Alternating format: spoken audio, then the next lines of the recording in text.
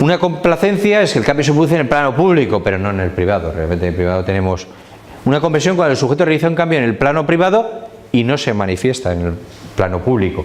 Esto ocurre en el tema de las encuestas, con todos los indecisos, etcétera, que no sabe realmente cuál es la intención de voto, y por eso comentamos al principio de la clase, hay distintas metodologías. La realidad es mucho más seguro porque es sobre voto escrutado, aunque sea también una muestra, no es general.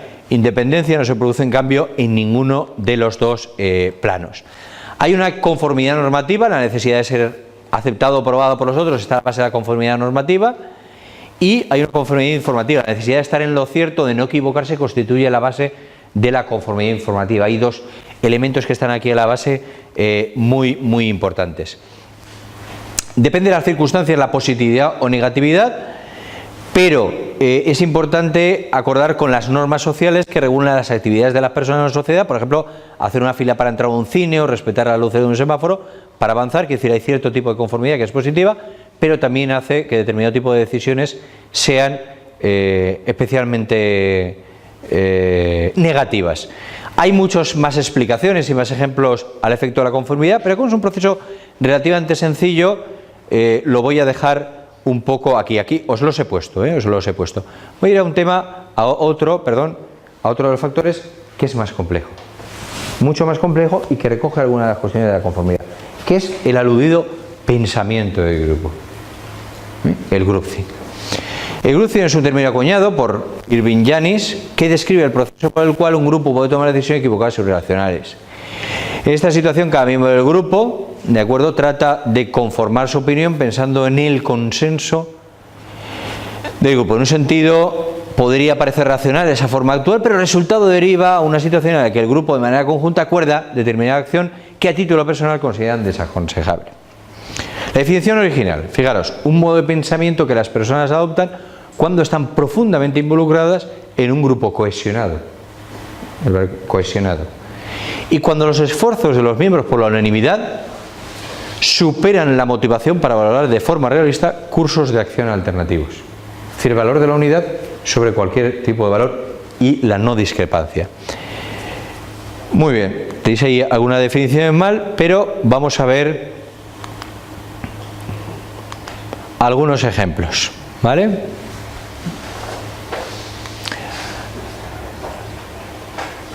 ¿Cómo pudimos ser tan estúpidos? Fijaros, decisión de invadir Bahía Cochinos.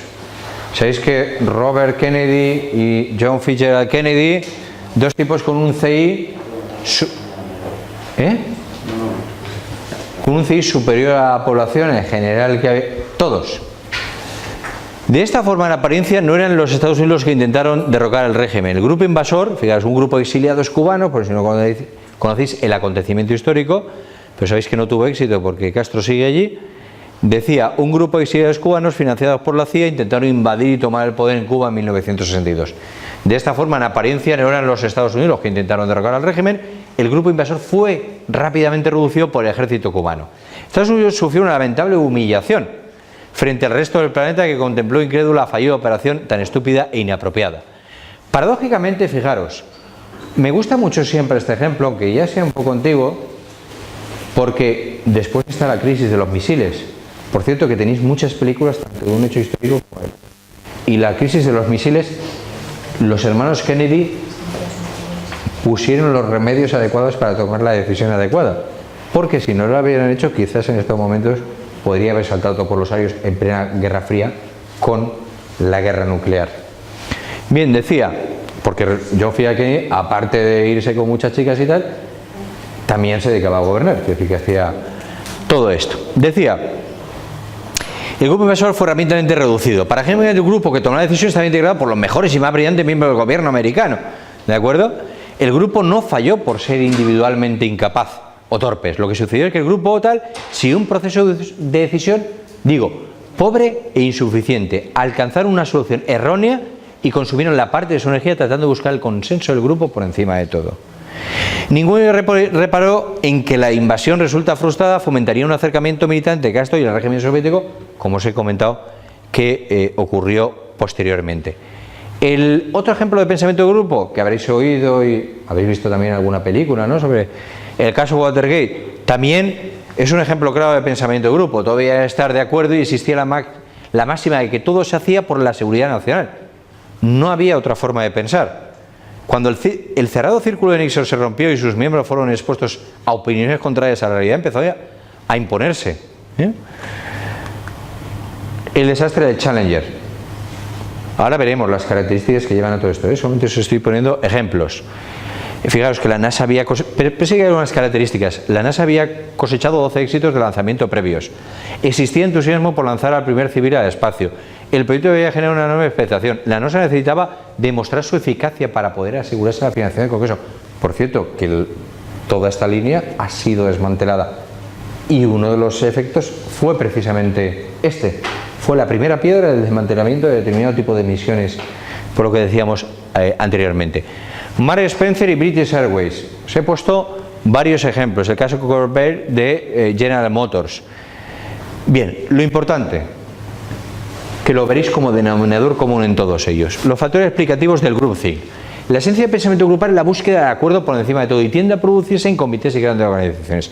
El modelo contempla 3 grupos de variables: antecedentes, síntomas y defectos. En relación a antecedentes, Janis supone que la cohesión del grupo que toma la decisión es el determinante que juega un papel fundamental, partiendo de la base de que los grupos que adoptaron la decisión tenían un nivel de cohesión de moderado a alto. Aunque también advierte que es una condición necesaria, pero no suficiente para que se produzca el pensamiento grupal. Un subgrupo de antecedentes estaría formado por los defectos estructurales. Por ejemplo, el aislamiento del grupo, que no se encuentra bajo el control o la evaluación de otros miembros de la organización. La ausencia de normas de procedimiento de carácter metodológico, tanto para la toma de decisiones como para la búsqueda de información relevante que comentamos anteriormente. O el examen de otras alternativas a la opción preferida.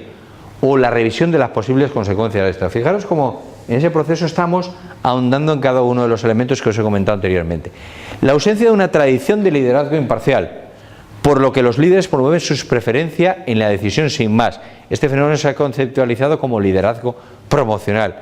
La homogeneidad del grupo que hemos comentado anteriormente en cuanto a sus características sociales y su ideología. Y un tercer grupo de antecedentes está formado por lo que se conoce como contexto situacional. Sí.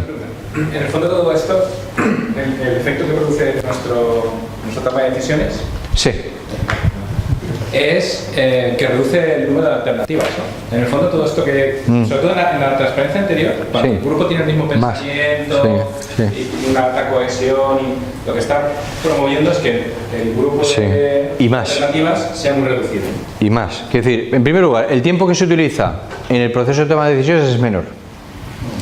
Se produce menos número de alternativas y se produce un menor estudio de las consecuencias negativas de algunas de las alternativas, concretamente de aquellas que generan las tendencias y que están defendidas fundamentalmente por el líder. Hay procesos que algunos conocemos que en realidad están investigados aquí dentro, es decir, el control de la puerta, que llaman desde el punto de vista político. Es decir, ¿qué tipo de información le hace? Si tú ves una grabación de este tipo que está, es decir, esto ya no es un experimento, esto es pura realidad porque está grabado. Entonces, en la desclasificación de determinado tipo, hay otros que no están desclasificados. De elementos se puede estudiar todo eso. En el Challenger lo puedes escuchar y todo como... Tú ves como alguien va a decir algo. Imagínate que estamos evaluando aquí. Por eso tienes razón en lo que has dicho y yo te digo, y más.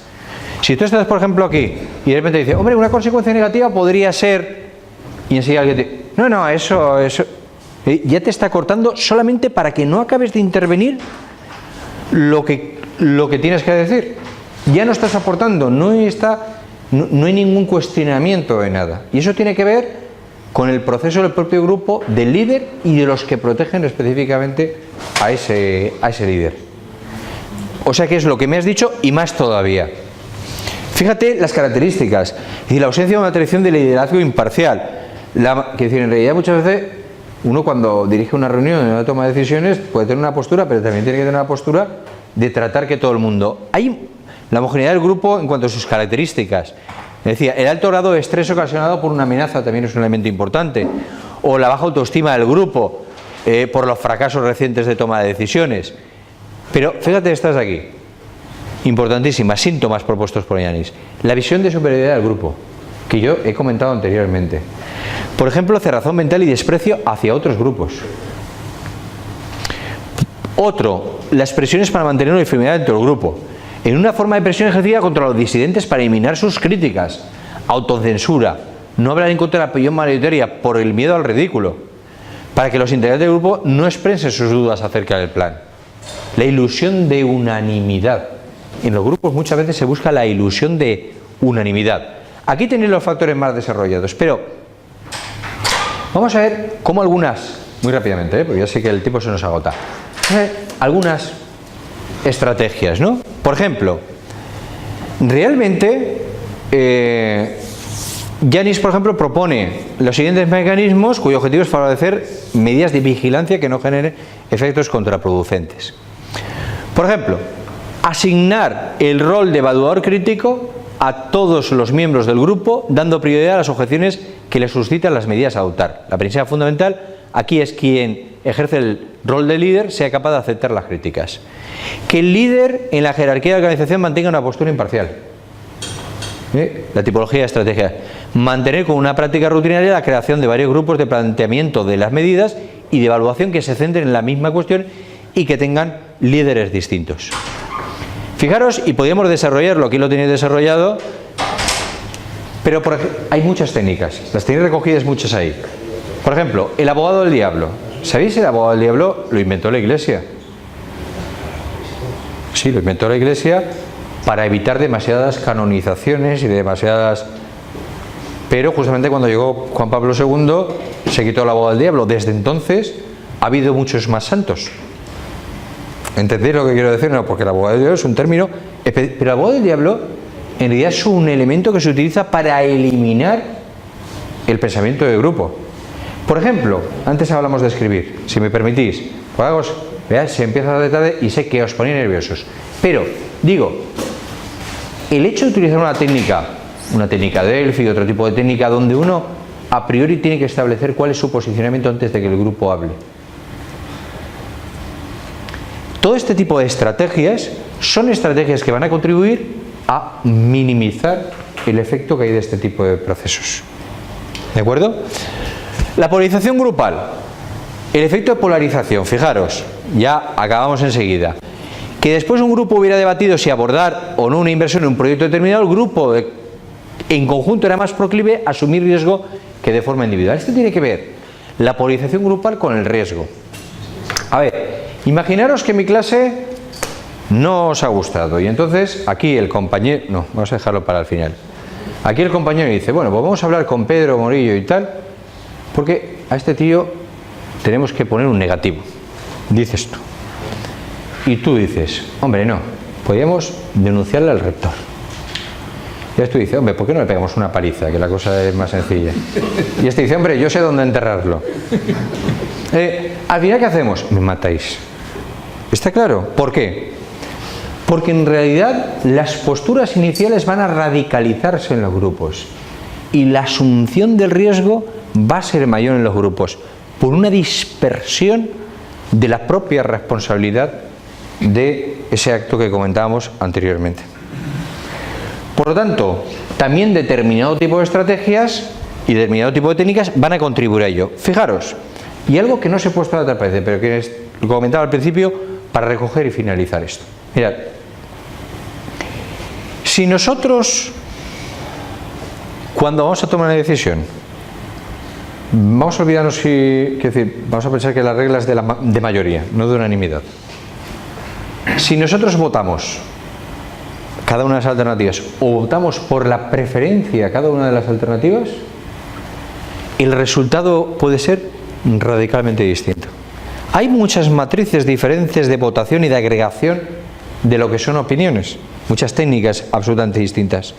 El producto de las mismas es absolutamente distinto. Lo que está claro es que precisamente la votación, que es la que normalmente utilizamos, es la menos adecuada desde dos puntos de vista. A, de la elección de la mejor alternativa, y B, de la alternativa que va a tener más apoyo, no desde el punto de vista de una reunión, porque yo en una reunión puedo apoyar lo que tú quieras, sino desde el punto de vista de la tarea que cada individuo tiene que desarrollar a la hora de implementar esa decisión específicamente.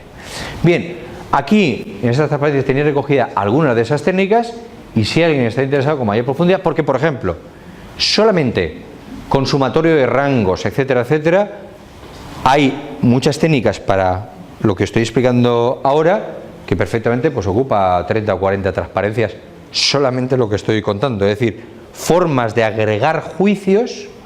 Las formas de agregar juicios es una metodología específica que aquí está nombrada, pero que requiere de una facilitación de un material específico para vuestro conocimiento en el caso de la utilidad que pueda ser para cada una de las decisiones que podéis tomar y en un poco de los entornos donde os desenvolváis. ¿De acuerdo? Bueno, pues dicho esto, vamos a hacer un descanso si os parece. ¿Qué pasa? Vamos a hacer un descanso, ¿no? Que ya lleva mucho tiempo. De 10 minutos exactos y nos vemos aquí, ¿vale?